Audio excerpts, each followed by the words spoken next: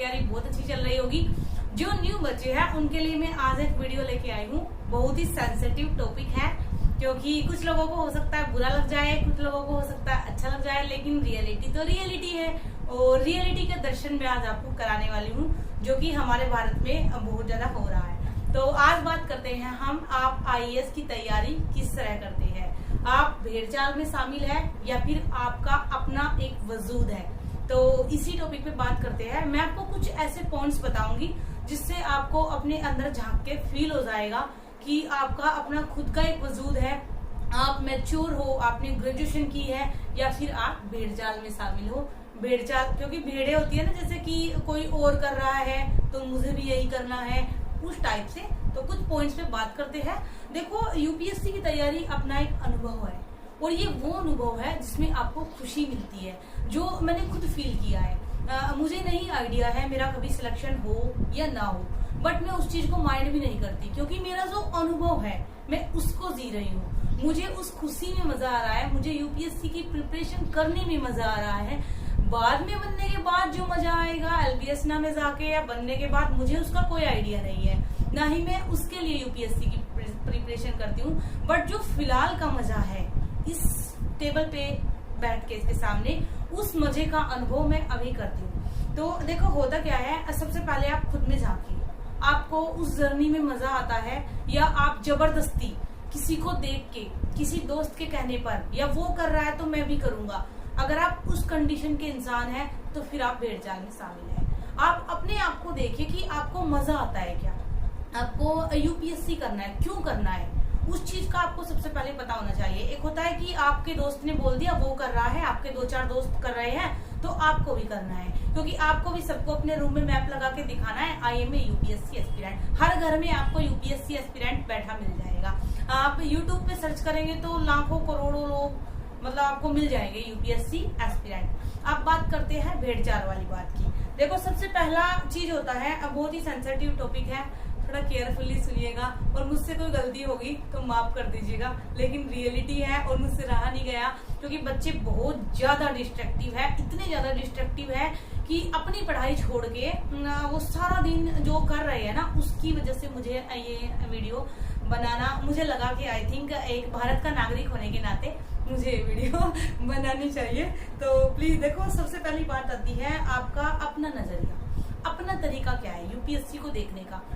कोई पावर देखता है, कोई गाड़ी देख के तैयारी करता है, कोई बंगला देख के तैयारी करता है, सरकारी आवास में सबको रहना है, फोकट का खाना है।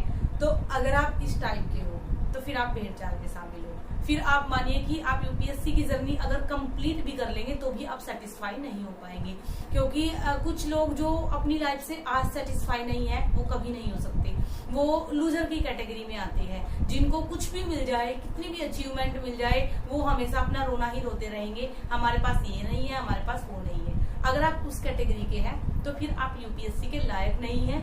मतलब एक तरीके से मानिए आप आईएएस बन भी गए तो भी आप भ्रष्टाचार करेंगे, जैसे पूजा सिंघल ने किया है। मतलब इतना मिला उससे उनका भरा नहीं, उनको और ज्यादा चाहिए था, 18 करोड़ का घोटाला करके बैठ गई।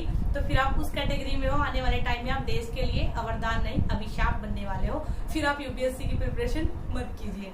सेकंड चीज फिर यहाँ पे हमारी आती है, किसी भी एस्पिरेंट ने आपको अपनी स्ट्रेटजी बताई, एक ने बता दी, मान लो कोई सक्सेसफुल है या कोई फिर एक्सपीरियंस है, कोई भी है, एवरीथिंग, मैं अपना नाम नहीं ले रही हूँ, और भी बहुत सारे हमारे बहन भाई है जो कि यूट्यूब पे गाइड कर रहे हैं ऐसे बच्चों को जिनका एक्सपीरियंस है मेरी तरह ही। तो एज इट इज कोई भी है, आपने एक की स्ट्रेटजी सुन ली, बुक लिस्ट सुन ली, आपने उनको ले लिया, फिर कोई न्यू आया, फिर उसने अपनी स्ट्रेटजी बताई, उसने अपनी बुक लिस्ट बताई, फिर आपने पहले वाली उठा के साइड में कर दी, फिर आप उसकी ले आए, फिर किसी ने टॉप किया, जैसे इस बार करने वाला है कोई, तो फिर कुछ बच्चे क्या करेंगे, सारी साइड में लगा देंगे, न्यू लेके आएंगे, उससे कहते हैं भेड़चाल। अगर आपने अपना एक तरीका, अपना एक नजरिया, अपना आपने एक स्ट्रेटजी, एक प्लान आपने सेट कर लिया है, तो फिर उससे आपको डिस्ट्रैक्ट बिल्कुल नहीं होना है।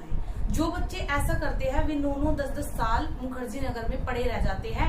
उनके रूम देख के मैं खुद यूपीएससी एस्पिरेंट हो, प्रीलिम्स क्लियर किया है, मेंस क्लियर किया है, बट उनके रूम देख के मुझे डर लग जाता है कि ये यूपीएससी एस्पिरेंट है या मुखर्जी नगर की कोई दुकान है। उस भेड़चाल से आपको बचना है। एक ही सब्जेक्ट की एक ही बुक को 10 बार पढ़ दी। अगर आपके पास डीडी बसु की बुक है और कोई और सजेस्ट आपको एम लक्ष्मीकांत की कर रहा है और आपने डीडी बसु को 2 टाइम या 1 टाइम पढ़ लिया है, तो आप उस टॉपर या उसकी या फिर मैं खुद हूँ मत मानिए। आप अपनी, अगर आपके पास वो है तो आप उसी को रिवीजन कीजिए।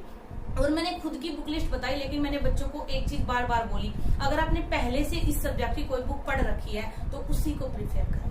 एक ही राइटर बुक लिखते हैं। अच्छा मान लो हिस्ट्री है, हिस्ट्री में हमें पता कि 1857 की क्रांति 1857 में हुई थी। आप 3 राइटर की अलग अलग बुक है, तीनों में 1857 की क्रांति मंगल पांडे की वजह से ही लिखी जाएगी। जो राफेल जो वो थी राफेल सॉरी जो राइफल्ड जो क्या नाम था उसका, सॉरी मुझे याद नहीं है, बट जो वो बंदूक थी जिसमें सूर की और गाय की चर्बी लगाई गई थी, उसी की वजह से लड़ाई हुई थी, उसी की वजह से 1857 की क्रांति का स्टार्ट हुआ था। वो हर बुक में आपको सेम मिलेगा। तो उस चीज से, उस डिस्ट्रक्शन से आपको बचना है कि कोई और कुछ और बता रहा है तो फिर उसको चेंज करके ले आए।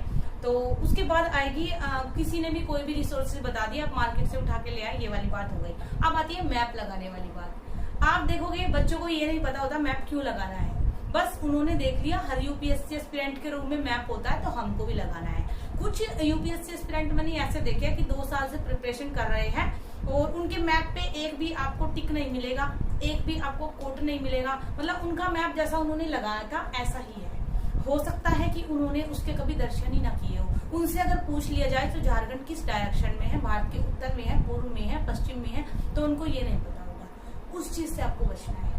अगर आपको मैप लगाने की आवश्यकता है, आपको लग रहा है आप उस मैप को रीड कर पाओगे, आप उस मैप को अंडरस्टैंड कर पाओगे, आपको उसमें कुछ देखना है, तो ही आप मैप लगाए। नहीं तो एक 250-300 रुपए का ग्लोब आ जाता है, उससे भी काम चल जाता है। मैं अभी लेने वाली हूँ, मेरे पास है नहीं, लेकिन अभी मुझे उसकी जरूरत पड़ रही है ज्योमेट्रिकल देखने की उसमें। तो उस चीज को आप समझिए, क्योंकि मैंने ये चीज फील की है। एक दिन नाम नहीं लूंगी, एक स्टूडेंट का मेरे पास मैसेज आया कि मैम व्हाट्सएप पे आप अपने मैप की, जो मेरा इसका मैप है संविधान का, आप इसकी मुझे पिक सेंड कर दीजिए, मुझे उसमें हाईलाइट करना है। अब मैं आपको बताऊं, वो एक निरर्थक बेवकूफी थी। हालांकि मैंने उसको पिक सेंड की, उसने उनको हाईलाइट किया सेम पार्ट को और फिर मुझे बैक पिक सेंड की। मैम ये ठीक है क्या? उसको मैं बोलूंगी वो बिल्कुल एकदम भेड़चाल है, क्योंकि मैंने इसमें उन पार्ट को हाईलाइट किया है जो मेरे लिए डिफिकल्ट थी, जिनमें मुझे लग रहा था कि यहाँ मैं थोड़ा हिचकती हूँ, इनको मुझे रिपीटेड रिवीजन देना है, और उसको उन पार्ट को करना था जिसमें उसके डिफिकल्ट थे। हो सकता है 42 कॉन्स्टिट्यूशन उसके इजीली याद हो जाए जो अमेंडमेंट हुआ था, हो सकता है मेरा उसमें वीक हो। तो आपको अपने अकॉर्डिंग अपने मैप को डिजाइन देना है, अपने मैप को अपने अकॉर्डिंग आपको बनाना है। बस ये चीज समझिए कि यहाँ आप बोल रहे हैं तो इसको आपको यहाँ पे कोट कर देना। एक चीज कॉपी कर सकते हो, लोकसभा एंड राज्यसभा की सीटें, समझ गए। उसके बाद बात आती है ऑप्शनल वाली। ऑप्शनल चूज करने में भी भेड़चाल है। आपको अभी देखोगे पिछले साल मान लो हिंदी साहित्य का स्कोर अच्छा रहा, तो भले ही उसको ये नहीं पता हो कि रास बिहारी की कौन सी पोयम फेमस है, प्रेमचंद की कौन सी पोयम फेमस है, उसने कभी गबन ना पढ़ी हो, उसने कभी गुनाहों का देवता ना पढ़ी हो, लेकिन उसको हिंदी साहित्य लेना है क्योंकि उसने देख लिया कि उसका स्कोर है। जबकि मैंने खुद ऐसी बहुत सारी बुक्स पढ़ी है, रास बिहारी की, प्रेमचंद की, गबन मैंने पढ़ी है, गुनाहों का देवता मैंने पढ़ी है, गोदान मैंने पढ़ी है। मतलब मेरा हिंदी साहित्य में एक इंटरेस्ट था, फिर भी मुझे लगा कि ऑप्शनल के अकॉर्डिंग इंटरेस्ट कम पड़ जाएगा, क्योंकि ऑप्शनल से आपको ऐसे प्यार होना चाहिए जैसे एक बॉयफ्रेंड को अपनी गर्लफ्रेंड से होता है। तो आई होप कि आप समझ गए होंगे, आपको उससे इतना प्यार होना चाहिए दीवानों की तरह, है ना। तो उसी हिसाब से आप चूज करें, ना कि दूसरों की देखा देखी भेड़चाल। जैसे अभी रिजल्ट आने वाला है तो होगा ना कि जिसका स्कोर ज्यादा आया है, टॉप 10 के बच्चे इंटरव्यू देखेंगे और जो उन्होंने ऑप्शनल लिया उसमें से अपना चूज करेंगे, ना कि अपने माइंड सेट को देखेंगे कि हम किस में बेस्ट है। उसके बाद बात आती है किसी भी चैनल, किसी भी कोचिंग की अंधभक्ति। जैसा होता है ना कि कोई चैनल है, एक चैनल है तो सारी वीडियोज उसकी देखनी है। अरे उनको अपना यूट्यूब चैनल चलाना है, उनको छोड़ दो, वो पूरा दिन आपको करंट अफेयर दिखाते रहेंगे, पूरा दिन आपको एनालाइज दिखाते रहेंगे। आपको आपका टाइम बहुत प्रीशियस है, उसको यूटिलाइज करना सीखो।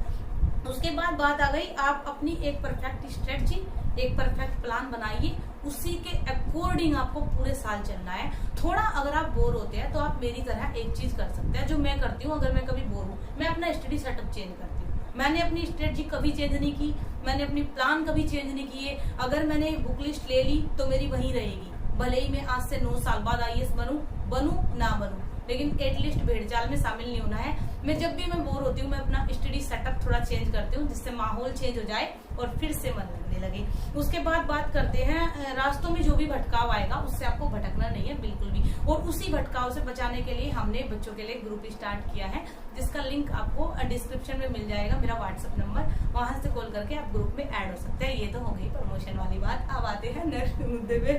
पूरा दिन द हिंदू पर लगा देना, पूरा दिन टाइम वेस्ट कर देना द हिंदू पर, ये भी सबसे बड़ी भेड़ चाल है। और एक बार मुझे एक सर की मैंने वीडियो देखी थी, मुझे उनका नाम याद नहीं है, उन्होंने बताया था कि एक बार जब इंटरव्यू पैनल में बच्चा जाता है तो उससे खुद पूछ लेते हैं इंटरव्यू, अच्छा आप द हिंदू पढ़ते हो? उसका रीजन पता है क्या? उनको पता है द हिंदू पढ़ना भेड़ चाल है। तो आपको पूरा दिन द हिंदू पे वेस्ट नहीं करना है। अगर आपको वो समझ में नहीं आ रहा है तो छोड़िए उसको, कोई और न्यूज़पेपर उठाइए, उसको एनालाइज कीजिए, ना कि द हिंदू ही भेड़ चाल नहीं बनाना है। आप मानिए अगर द हिंदू पढ़ने से आईएएस बनते तो द हिंदू लिखने वाला आईएएस बन जाता, या फिर जहाँ प्रिंट होते हैं वो लोग आईएएस बन जाते, या जो उसमें आर्टिकल लिख रहे हैं अगर आर्टिकल से ही बनते तो वो बन जाते, है ना। पीसीएस की एज तो 45 ईयर है, तो क्यों ना 35 साल की एज में पीसीएस बन लिया जाए। अधिकारी बनने का तो मजा अलग है ना, लोग मानते हैं ये चीज। तो उस भेड़ चाल से आपको बचना है। द हिंदू अगर आपको समझ में आता है अच्छे से पढ़ो, नहीं आता है तो जबरदस्ती उसमें आपको अपने 4 घंटे वेस्ट नहीं करने हैं। पूरा दिन द हिंदू में ही टिक नहीं करते रहना। इतने सारे 365 न्यूज़पेपर क्या एग्जाम टाइम पे रीड करोगे? बताओ मुझे, नहीं ना। मंथली कंपाइलेशन दे रहे हैं बहुत सारे कोचिंग सेंटर, उठाओ और पढ़ो। हाँ, अपना एक बेसिक क्लियर करने के लिए या फिर डेली जैसे सीसैट वगैरह की कंप्रेंशन की प्रैक्टिस होती है, तो वो हमारे वीर सर है, बहुत अच्छा द हिंदू एनालाइज कराते हैं। मैं खुद उनकी स्टूडेंट हूँ, इसलिए हमारे बोल रही हूँ। मेरे कोई भाई नहीं है वो कि मैं उनका प्रमोशन कर रही हूँ, ना ही वो मुझे जानते हैं। उन्होंने शायद ही मेरी कोई वीडियो कभी देखी हो, बस थोड़ा सा ये जानते हैं कि टेलीग्राम पे 1-2 बार मैंने उनको अपनी मोटिवेशन वाली वीडियो सेंड की है बस। और उसके बाद जैसे बात करते हैं एनसीईआरटी, कुछ लोग बोलते हैं कंपलसरी है। किसने बोला है? आर्तिका शुक्ला, जाके उसका इंटरव्यू देखो, वो आईएएस बनी है, उसने एनसीईआरटी कभी नहीं पढ़ी। बहुत सारे आपको ऐसे एग्जाम्पल मिल जाएंगे। कंपलसरी कुछ नहीं है। अगर आपका बैकग्राउंड साइंस है या टेक्निकल है तो थोड़ा सा आपको अपना बेस बनाने के लिए एनसीईआरटी को पढ़ना पड़ेगा, बस इट इज इनफ। उसके बाद बात करते हैं इंटरव्यू सबके देखना, ये एक तरह से एक भेड़ चाल है। जैसे अभी इंटरव्यू, अभी जो टॉपर्स बनेंगे इंटरव्यू निकलेंगे, तो कुछ बच्चों को मैंने देखा पूरा दिन इंटरव्यू देखेंगे, वो अपनी प्रिपरेशन छोड़ देंगे, अपने प्रीलिम्स को भूल जाएंगे, या फिर अपनी प्रिपरेशन 2023 वाली भूल जाएंगे। उनको बस पूरा दिन सबके अल्टरनेट इंटरव्यूज देखने हैं। देखो मैंने स्टार्टिंग में देखे 3 मंथ, मतलब 1-2 खास के वो भी, जैसे सृष्टि देशमुख का देखा, अनु कुमारी का देखा था, और मैंने टीना डावी का देखा, और मतलब 2-4 और जो ऐसे मोस्ट है।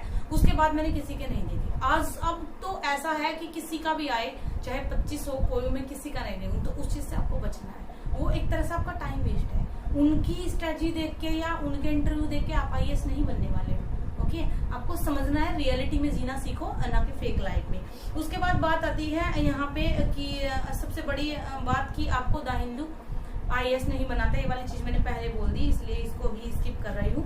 तो लास्ट में एक चीज बोलना चाहूंगी, भेड़ मत बनो, शेर बनो, पूरा दहाड़ के अपनी प्रिपरेशन करो, लेकिन थोड़ा सा एक रियलिटी में जी के। ये नहीं है कि कोई और कर रहा है तो आपको भी करना है, आपको भी मैप लगा के दिखाना है।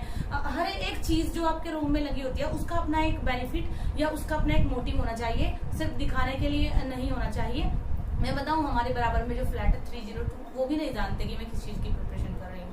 आप लोग जानते हो, क्योंकि मुझे लगा कि मेरा अगर अनुभव है तो मैं जो हिंदी मीडियम के बच्चे डिस्ट्रैक्ट हो रहे हैं उनको कुछ सिखा सकूं। इससे अलावा कुछ भी ऐसा नहीं है कि शो ऑफ करना मुझे था, बिल्कुल भी नहीं करना था। 4 साल से प्रिपरेशन कर रही थी, कभी नहीं किया। तो इस चीज के लिए, क्योंकि मैंने देखा हिंदी मीडियम के बच्चे यहीं पे जाके डिस्ट्रैक्ट हो रहे हैं, तो प्लीज थोड़ा सा रियलिटी में जीना सीखो और उस चीज को छोड़ो, दिखावटी वाली दुनिया को, और रियलिटी से अपनी प्रिपरेशन करो। And best of luck for your future, keep supporting, keep loving and